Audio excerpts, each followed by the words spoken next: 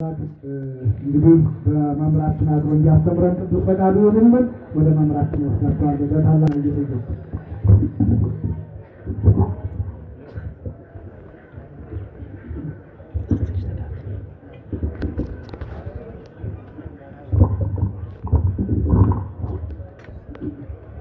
በስመ አብ ወወልድ ወመንፈስ ቅዱስ አሐዱ አምላክ አሜን። ክቡር ሞቱ ለጻድቅ በቅድመ እግዚአብሔር። የጻድቅ ሰው ሞቱ በእግዚአብሔር ዘንድ የከበረ ነው የሚል ይሆናል። እንግዲህ መምህር ናሁሰናይ የዚህ ታላቅ ቦታ የስብከተ ወንጌሉ ዋና ኃላፊ ታላቅ የትርጓሜ መምህር ሊቅ በሚገባ ነው የጠሩትና እኔ ስራ አስኪያጁንና የተወሰኑ እንደው ካፌ የገቡትን ብቻ ከጠቀስኩ በኋላ ግን ይቅርታ ይደረግልኝ ስም እንዳላበላሽ ጠቅለል ባለመልኩ ነው የማደርገው። የተከበሩ የሀገረ ስብከታችን ዋና ስራ አስኪያጅ ክቡር ሊቀ ስልጣናት አባ ዮሴፍ ደስታ፣ የተከበሩ የአቡነ ንየት ገብርኤል የቅኔው ምስክር ታላቁ የቤተ ክርስቲያን ቀንድ የኔታ ነቃ ጥበባት የአራቱ ጉባኤያትን የትርጓሜ ባለቤት፣ የተከበሩ ሊቀ ኅሩያን አማኑኤል አዳም የወረዳው ዋና ሊቀ ካህናት፣ እንግዲህ የሀገረ ስብከቱ የየመምሪያው ኃላፊዎች፣ የወረዳው የየመምሪያው ኃላፊዎች፣ የዚህ ታላቅ ቦታ አስተዳዳሪ፣ ያቋቋሙ ሊቀ ጠበብት መምህር ጾም፣ የተከበሩ መምህር ናሁሰናይ እንግዲህ ብዙ ናቸው ሊቃውንቱ። የመምሪያ ኃላፊዎቻችንም በብዛት ተገኝተዋል።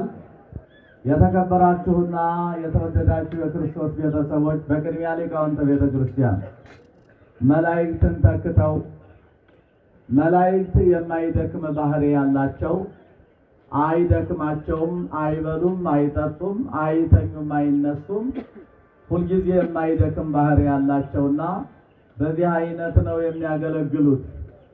ሊቃውንት ግን ሰዎች ሲሆኑ መላእክትን ተክተው ነው።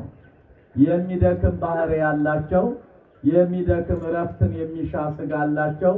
ያን ተቋቁመው እንዲሁ መላእክትን ተክተው የሚያገለግሉ ሊቃውንተ ቤተ ክርስቲያን፣ የተከበራችሁ የዚህ ሁሉ ማዕከል የሆናችሁት ሁለመናዋ የሆናችሁ ምዕመናንና ምዕመናት፣ ወጣቶች፣ ሕፃናት ጭምር እንደምን አረፈዳችሁ? እንደምን አረፈዳችሁ? እንደምን ዋላችሁ? እግዚአብሔር አምላካችን በቅዱሳን መላእክትና በእኛ በደቂቀ አዳም መመስገን ፈቃዱ የሆነ የሰራዊት ጌታ እግዚአብሔር ዛሬም ዘወትርም የተመሰገነ ይሁን። ክቡር ሞቱ ለጻድቅ። ዛሬ የአባታችን የታላቁ ኮከበ ገዳም የገዳማቱ ሁሉ ራስ የባሕታውያኑ ራስ መላእክትን መስለው ከሰው ተወልደው እህል ሳይበሉ ሳይጠጡ መላእክትን መስለው ይህን ዓለም ለ562 ዘመን ያገለገሉት የእኛ አማላጅ የእኛ ወዳጅ ጻድቁ ያረፉበት ቀን ነውና በረከታቸው ይድረሰን። የተከበራችሁ የክርስቶስ ቤተሰቦች፣ እንግዲህ የመረጃ ዘመን ነው ምዕመናን።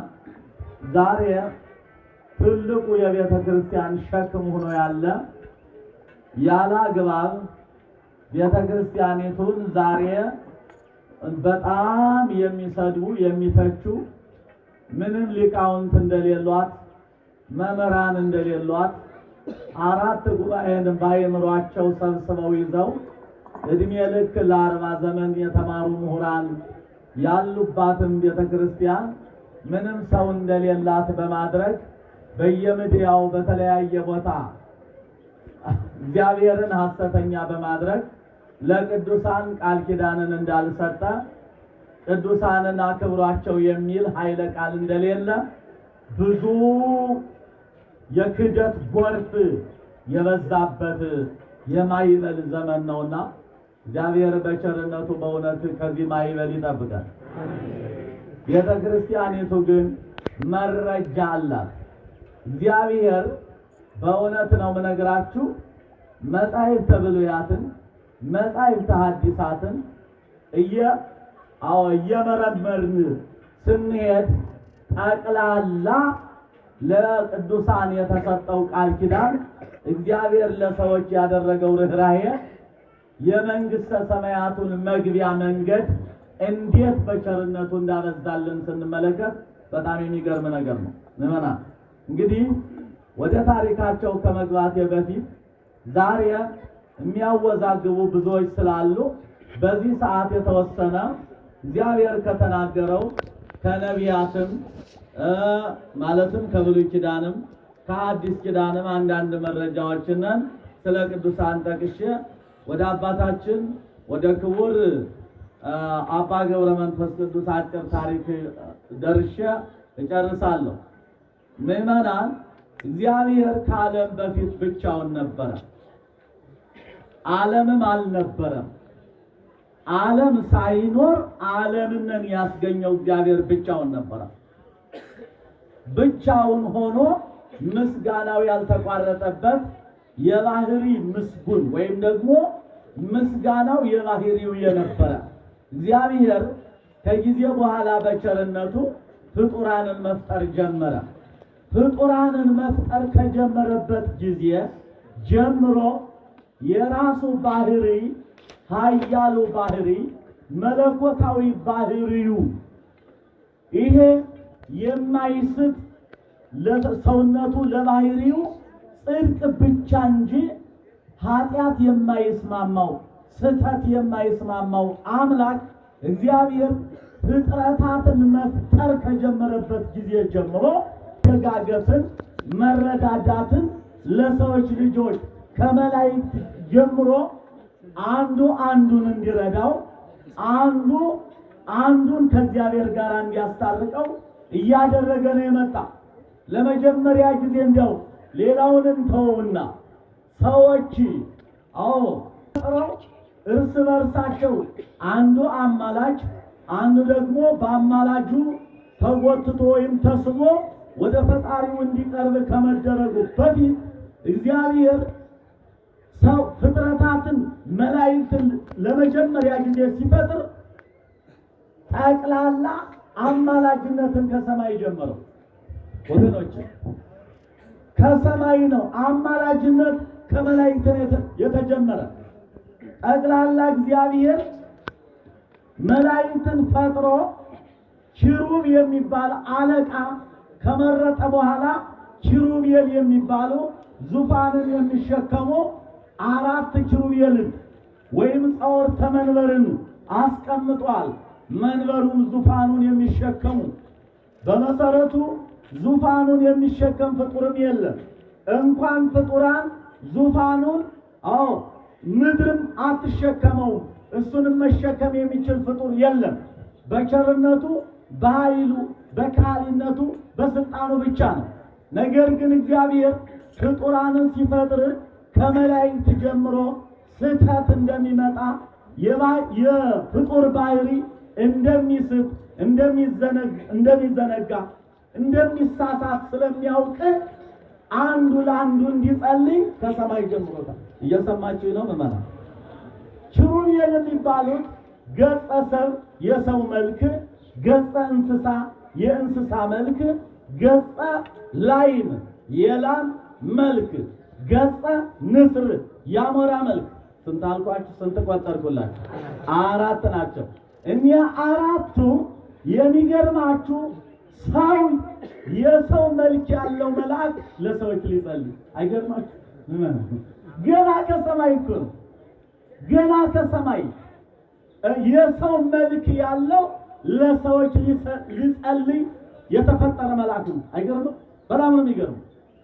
ከዛ ገጸ እንስሳ እንስሳዎችም አልተረሱም።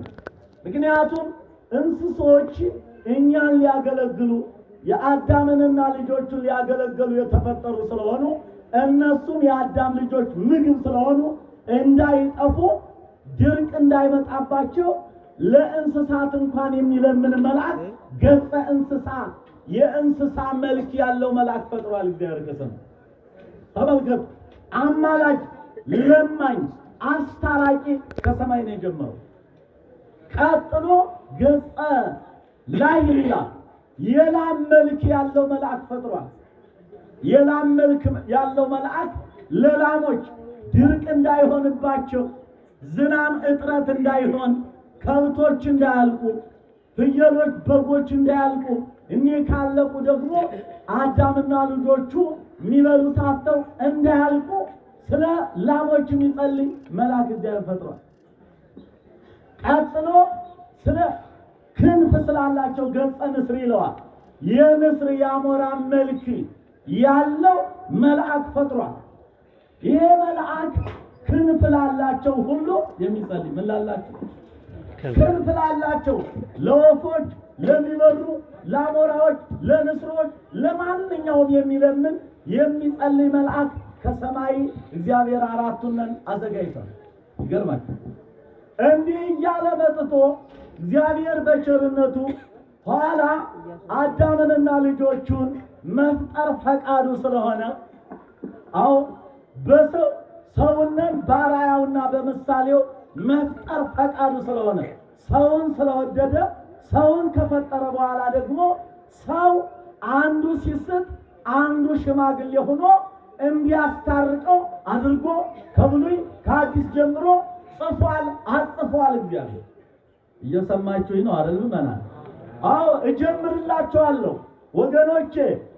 ዛሬ የተሰበሰብንበት ዓላማ አቡነ ገብረ መንፈስ ቅዱስ አባታችን ከእግዚአብሔር ጋር ሊያስታርቁን እሳቸው ወደ እግዚአብሔር የቀረቡ በመሆናቸው እኛ ደግሞ በኃጢአት የተጨማለቅን በዚህ ዓለም ተላ ደስታ የረከስን በመሆናችን እሳቸው ግን 562 ዘመን እህል ሳይበሉ ስለ ዓለም ሲጸልዩ የነበሩትን ታላቅ አባት ልንማጸን የመጣን ታምናላችሁ?